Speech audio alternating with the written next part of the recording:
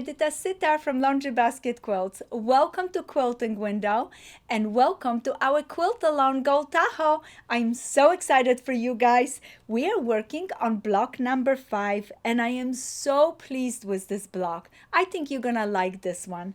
Let me show you how I did it. You're gonna follow basic instruction to create your strip panels. From the strip panels, you're going to be making sets. You're gonna need 3 sets right here in the bottom. They're smaller, set 2, 3, and 4. You're gonna need a set 5 for the top and a set 1 here on the left side. I am so happy with this block. We're gonna start by sewing those 3 together. Very simple. They're a little smaller, so they're easy to handle, and they're gonna come quickly together. Oh, it's so sweet. I'm gonna again offset, offset. Now I'm not gonna remind you anymore. You're gonna flip this gently and you're gonna match it up. Then you're gonna take a pin. And did you notice I filled up my pin cushion with a fresh set of pins because I want to be able to pin, pin, pin. Now I push my pin through this seam and it came out right here. I'm gonna place a pin in the front. I'm gonna place a pin in the back of that seam just to hold me in place so nothing shifts as I'm approaching that seam, because sometimes when you put a pin just here and as you start sewing you pull it and things shift. So this is gonna be very helpful. We're gonna stitch this and we're gonna go ahead, open up and finish by stitching this piece to it. I already done this, and I also went ahead and placed this light piece on the top and stitch right to the top.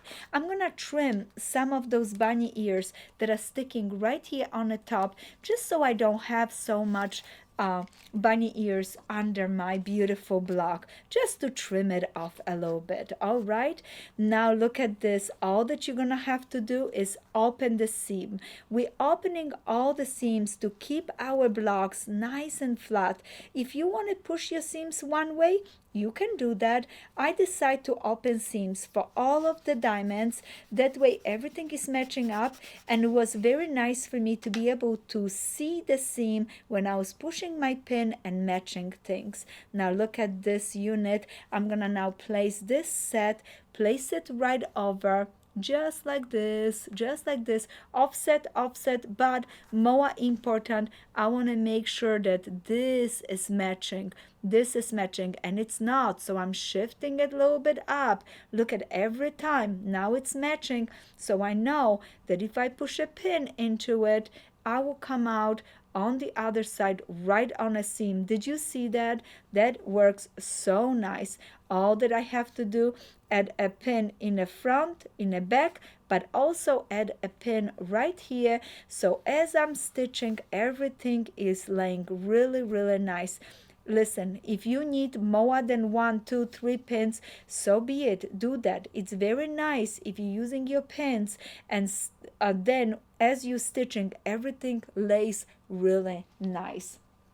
Okay, as soon as you finish, you're gonna go ahead, open this seam. Look at all my seams. Open this one, and you're ready, set, go to make 7 more of those beautiful diamonds because you are super excited. We are on block number 5. Guess what? I can't wait to show you block number 6. If you're just joining us in, please visit our website for more information about this fun event called Tahoe Quilt Along. I hope you join us, and happy quilting, friends!